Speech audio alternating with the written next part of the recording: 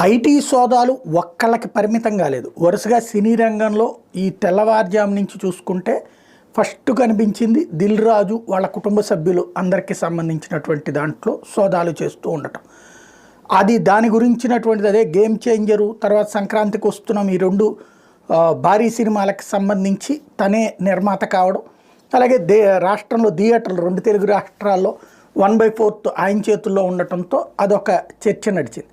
ఈలోపు మైత్రి movie makers ఏదైతే పుష్ప 2 సినిమాకి సంబంధించి సక్సెస్ అయినటువంటి నేపథ్యంలో వేల కోట్ల రూపాయలు టర్నోవర్ జరిగిందని వాళ్ళు ప్రకటించినటువంటి సందర్భంలో వాళ్ళ దాంట్లో సోదాలు చేయడం అన్నటువంటి ఇంకొకటి జరిగింది.